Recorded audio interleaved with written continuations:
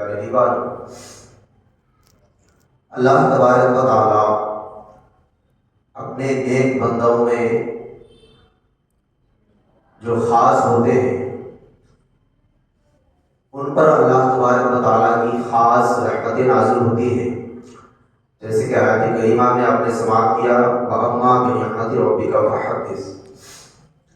تو اللہ تبارک و تعالیٰ اس آیت کریمہ کے تحت اپنے ان بندوں کو مخاطب کر رہا ہے جو اللہ تبارک و تعالیٰ کے حضور خاص ہے، جنہوں نے اللہ تبارک و تعالیٰ کو راضی کر لیا، ان کا مقام اونچا ہوا، وہ بلند و بالا مقام پر پہنچ گئے، ان کا رتبہ اعلیٰ کر دیا گیا۔ تو جب یہ رتبہ اعلیٰ ہوا تو یہ جو مقام ہے یہ صرف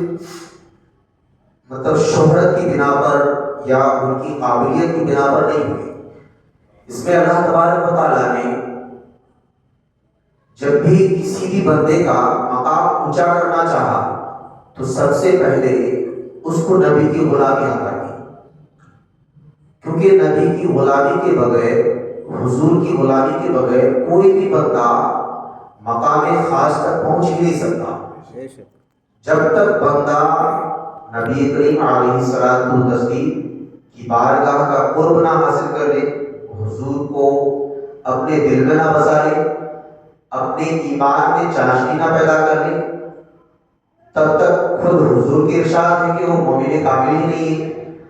اب اللہ تبارک و تعالیٰ جب ایسے بندوں کو اونچا کر رہا ہے، چونکہ قرآن کی آیات پہلے نازل ہوئی، کیونکہ قرآن مقدس اللہ کے محبوب نبی صلی اللہ علیہ وسلم پر پہلے نازل ہوا، تو اس کے تحت اب حدیث پاک صلی اللہ علیہ وسلم کا جب ظہور ہوا تو آیات مقدسہ کے تحت ہی ظہور ہوا، یعنی اللہ تبارک و تعالیٰ کا کوئی فرمان اترا، اللہ تبارک و تعالیٰ نے کسی آیات مقدسہ کو نازل کیا، یعنی کسی حکم کو نازل کر دیا، اب اس کے بعد اس آیت کی تشریح، اس آیت کا ترجمہ، اس آیت کا خلاصہ حضور بتا رہے ہیں۔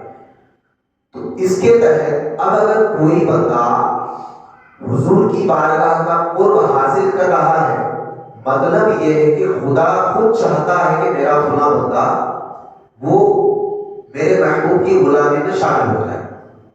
بڑے پوائنٹ کی بات ہے، اللہ تبارک و تعالیٰ ایسے ہی کسی کو ایمان کی دولت سے نہیں نوازتا ہے، جس کو ایمان کی دولت سے نوازتا ہے پہلے اس کو حضور کی بارگاہ کے لائق بناتا ہے، پہلے اس کو حضور کا غلام بناتا ہے، پہلے اس کے دل میں حضور کی محبت پیدا کرتا ہے، تب جا کر کے اللہ تبارک و تعالیٰ اس بندے کو حضور سے ملا دیتا ہے۔ یعنی اب اگر کوئی چاہے بھی کہ میں حضور سے محبت کر لوں، میں حضور کی بارگاہ کا قرب حاصل کر لوں، مثال کے طور پر ہر ایک کی خواہش ہے کہ میں مدینہ پہنچ جاؤں، میں حضور کے روضے کی زیارت کروں، یا میں کعبہ پہنچ جاؤں، میں حضور کے روضے انور کے قرب خاص میں چلا جاؤں، میں جنت البقیع میں میرا مدفون ہو، میں وہاں انتقال کر جاؤں، مجھے شہادت کا جام مل جائے، وغیرہ وغیرہ بے شمار خواہشات ہیں انسان کی۔ لیکن جب تک اللہ تبارک و تعالیٰ اپنے بندے کو حضور کا غلام نہیں بنا دیتا، تب تک یہ ساری چیزیں اس کو میسر ہی نہیں ہوتی۔ مطلب یہ ہے کہ جب تک رب نہیں چاہتا تب تک وہ بندہ حضور کی غلامی میں شامل نہیں ہوتا، اور جب حضور نہیں چاہتے ہیں تو بندے کو پھر ایمان بھی نصیب نہیں ہوتا۔ مطلب یہ ہے کہ حضرت امیر معاویہ رضی اللہ تعالیٰ عنہ، آپ کی ذات مقدسہ یہ کتنی اعلیٰ اور بالا شان والی ذات ہے، جس کے بارے میں خود آقا کریم علیہ الصلوۃ والتسلیم ارشاد فرما رہے ہو، جس کے بارے میں قرآن کی آیات میں ورد کیا گیا ہو، جس کے بارے میں اللہ تبارک و تعالیٰ بے شمار جگہ جو ہے حضرت امیر معاویہ کی فضیلت پر بیان کر رہا ہوں، تو اس مرد مجاہد، اس مرد مومن کی کیا یعنی ان کی کیا کمال ہو سکتی ہے، یہ ہم سوچ بھی نہیں سکتے۔ اللہ تبارک و تعالیٰ کی محبوب نبی صلی اللہ علیہ وسلم کی ویسے تو بے شمار صحابہ ہیں، لیکن حضور کے تمام صحابہ ستاروں کے مثل بھی ہیں، اس سے بھی ہمیں بالکل بھی یعنی ہٹنا نہیں ہے۔ لیکن خلاصہ کلام یہ ہے کہ حضور کی جتنے بھی صحابہ ہیں تمام میں اللہ تبارک و تعالیٰ نے جو خلیفہ بنوایا، یعنی اپنے محبوب کا جو خلیفہ بنایا، خلیفہ منتخب کیا، تو یہ حضور کی غلامی میں آنا اور ان کا خلیفہ بننا، کیا اس میں صرف اور صرف حضور کی ہی مطلب یعنی مرضی تھی؟ ایسا ہے؟ ذرا زور سے بولیں۔ آج میں آپ لوگوں کو درس دوں گا، یعنی جو درس ہم لوگوں کو ملتا ہے کلاس میں، جس کو درس نظامی کہا جاتا ہے، مولوی جماعت میں جو کتابیں پڑھائی جاتی ہیں، میں آج آپ لوگوں کو ویسا ہی درس دوں گا انشاءاللہ تعالیٰ، کیونکہ اگرچہ تعداد کم ہے لیکن مقصد کیا ہے، جو چیزیں آپ کے سامنے بیان کی جائے وہ آپ اچھی طرح سمجھ جائیں۔ اللہ کے نبی صلی اللہ علیہ وسلم نہ تو اپنے مرضی سے ایک دن کا بھی کچھ کر رہے ہیں، جبکہ مالک ہیں، مختار ہیں۔ جب تک آیت کریمہ نازل نہیں ہو رہی ہے تب تک اللہ کے نبی صلی اللہ علیہ وسلم اپنی جانب سے کچھ بھی ارشاد نہیں فرما رہے۔ میری بات آپ لوگ سمجھ رہے ہیں؟ الحمدللہ اس پر سب کا ایمان ہے، سب جانتے ہیں کہ حضور اپنے جانب سے کچھ نہیں کہہ رہے۔ جو ارشاد ہو رہا ہے رب کی بارگاہ سے، اے حبیب قل، اے میرے پیارے، اے میرے دوست، آپ فرما دیجیے، آپ کہہ دیجیے، آپ حکم دے دیجیے، تب حضور فرما رہے ہیں۔ مطلب یہ ہے کہ حدیث جو ہے وہ قرآن سے الگ نہیں ہے۔ لوگ کہتے ہیں کہ ہم حدیث کو مانتے ہیں، لوگ کہتے ہیں کہ ہم قرآن کو مانتے ہیں۔ کچھ لوگ اہل قرآن ہیں، وہ صرف اور صرف قرآن کو ماننے والے ہو گئے، کچھ لوگ اہل حدیث ہیں۔ اب حدیث کے ماننے والوں کو کیا کہا جائے گا؟ اہل حدیث نہ کہا جائے گا۔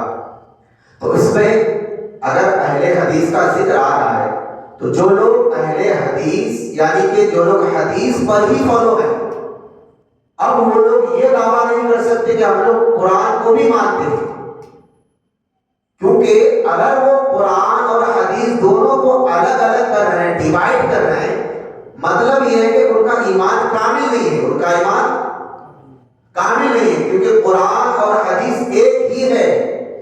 خدا نے کلام کیا اپنے حبیب سے، حبیب نے کلام کیا امت سے، بس فرق اتنا ہے کہ خدا نے اپنے زبان میں کلام کیا اور حضور نے اپنے زبان میں کلام کیا، بس لینگویج کا فرق ہے، لینگویج کا فرق ہے، لیکن گاڑی ایک ہی راستے پر چل رہی ہے، راستہ ایک ہی ہے۔ اب اگر کوئی بندہ یہ کہے کہ میں حدیث کو نہیں مانتا معاذ اللہ، تو بندہ کافر، کیونکہ اس نے قرآن کا بھی انکار کیا، کیونکہ حدیث اصل میں کیا ہے؟ وہ قرآن ہی ہے۔ تو اب آیات قرآنیہ اور حدیث کے تحت اگر کوئی بندہ معاذ اللہ رب العالمین، شرطدار معاذ اللہ رب العالمین، یہ کہے کہ حضرت امیر معاویہ رضی اللہ تعالیٰ عنہ معاذ اللہ رب العالمین آپ اہل حق نہیں ہیں، تو بندہ کون ہوا؟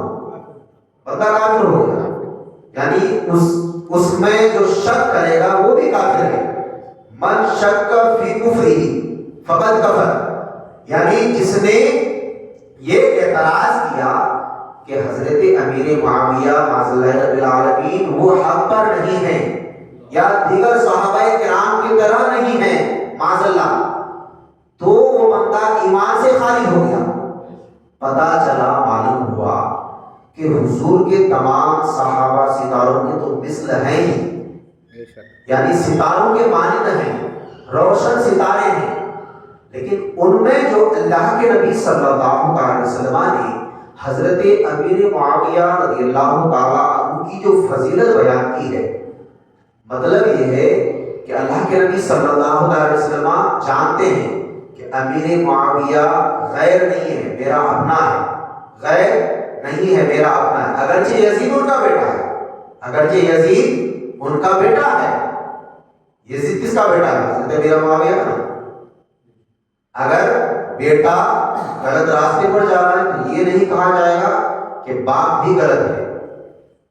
بیٹے کا معاملہ بیٹے کے ساتھ، باپ کا معاملہ باپ کے ساتھ۔ البتہ پہچان باپ سے ہوتی ہے، لیکن جب کبھی اگر بیٹا غلط راستے کو اختیار کر لے تو باپ اس کو برخاست بھی تو کر سکتا ہے، باپ اس کو جائیداد سے بے دخل بھی تو کر سکتا ہے۔ جیسے مان لیجیے کہ ایک شخص ہے، اب اس کا بیٹا جو ہے چوری کرنے پر اترا ہے، اس کا بیٹا جو ہے ڈاکو بن گیا، اس کا بیٹا زانی بن گیا۔ اب باپ کو تکلیف ہو رہی ہے کہ میرا بیٹا ایسے کیسے ہو سکتا ہے۔ باپ پہلے سمجھاتا ہے، بیٹا سمجھ جا، غلط راستہ ہے، بیٹا واپس آ جا، غلط راستہ ہے۔ بیٹا نہیں مانتا تو اب باپ کیا کرے گا؟ باپ کو اتھارٹی ہے، پیدا باپ کے ہی نطفے سے ہوا ہے، نسل باپ کا ہی گنا جائے گا۔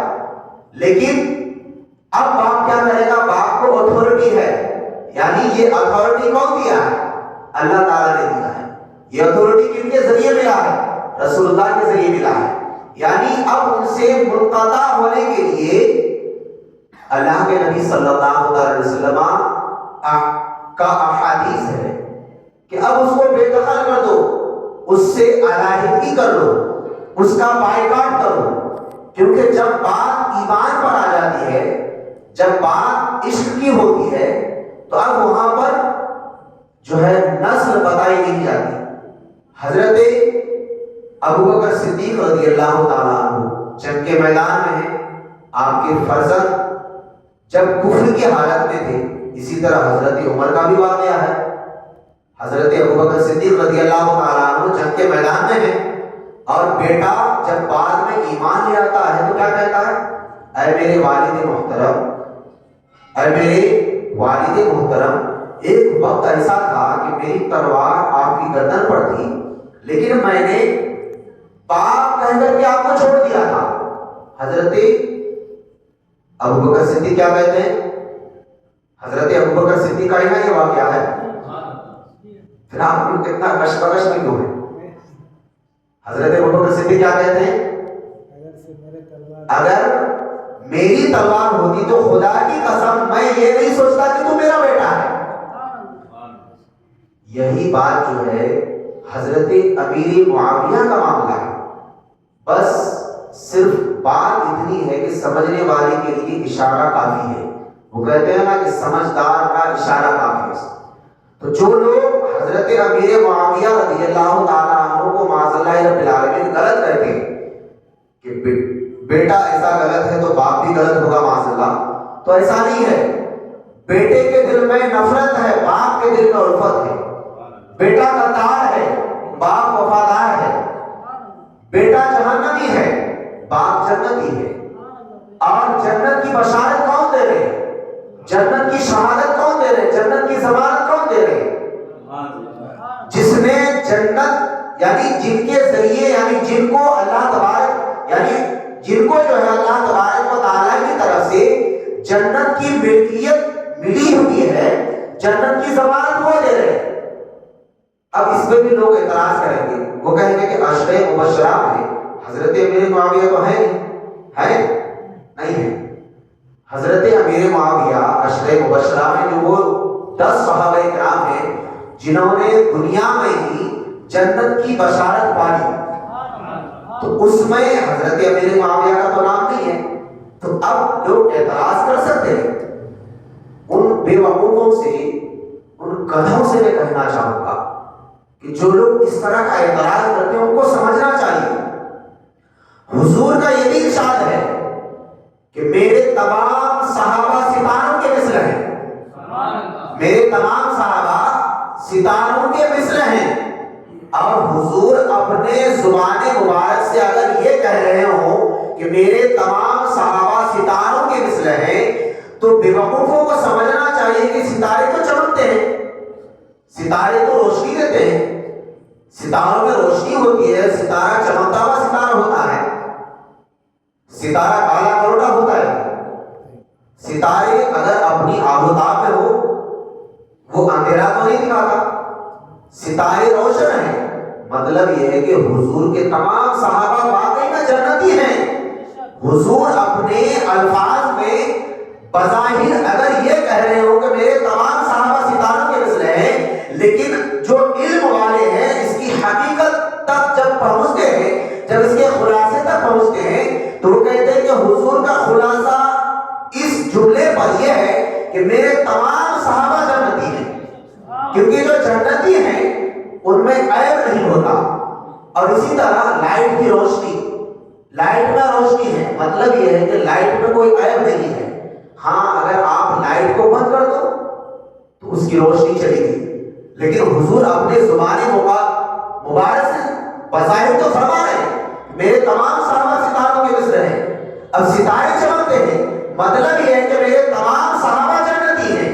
تو اس میں اب حضرت امیر معاویہ بھی آ گئے، حضرت ابوبکر صدیق بھی آ گئے، حضرت عثمان غنی بھی آ گئے، حضرت عمر فاروق اعظم بھی آ گئے، حضرت مولائے کائنات بھی آ گئے، حضرت امیر حمزہ بھی آ گئے۔ حضور کے جتنے بھی صحابہ ہیں، چاہے وہ حضرت ثعلبہ رضی اللہ تعالیٰ عنہ کی نہ ہو، حضرت ثعلبہ کا واقعہ تو آپ نے سنا ہوگا، حضرت ثعلبہ رضی اللہ تعالیٰ عنہ کی ہی وجہ سے زکوٰۃ فرض ہوا ہے۔ زکوٰۃ جو فرض ہوا ہے تو حضرت ثعلبہ رضی اللہ تعالیٰ عنہ کی ہی وجہ سے زکوٰۃ فرض ہوا ہے، اس سے پہلے زکوٰۃ فرض نہیں تھی۔ زکوٰۃ جو نکالنے کا فرض ہوا تو حضرت ثعلبہ رضی اللہ تعالیٰ عنہ کی وجہ سے ہی فرض ہوا ہے۔ حضور آپ رضی اللہ تعالیٰ عنہ سے ناراض رہے جب تک حضرت ثعلبہ رضی اللہ تعالیٰ عنہ آپ باحیات رہے، اور جب تک حضور علیہ الصلوۃ والتسلیم ظاہری طور پر باحیات رہے، تو دونوں ہی صورتوں میں اس کے علاوہ حضرت ابوبکر صدیق، حضرت عمر فاروق، حضرت عثمان غنی، حتیٰ کہ حضرت علی رضی اللہ تعالیٰ عنہ بھی آپ کے زکوٰۃ کے مال کو اس وقت تک قبول نہیں کی۔ آپ کا ویسے ہی جو ہے دار پانی سے رخصت ہو گیا، کن کا؟ حضرت ثعلبہ رضی اللہ تعالیٰ عنہ کا۔ تو اس کا مطلب یہ ہے کہ معاذ اللہ رب العالمین اگر حضور اپنے صحابہ سے ناراضگی کا اظہار فرما کر اس دار فانی سے ظاہری طور پر پردہ فرما گئے تو مطلب کیا ہے؟ بیوقوف لوگ تو یہی مطلب نکالیں گے نا کہ معاذ اللہ رب العالمین حضرت ثعلبہ رضی اللہ تعالیٰ عنہ نے غلط کیا، معاذ اللہ حضرت ثعلبہ رضی اللہ تعالیٰ عنہ جہنمی ہے، معاذ اللہ۔ ایسا ہے کیا؟ کسی بھی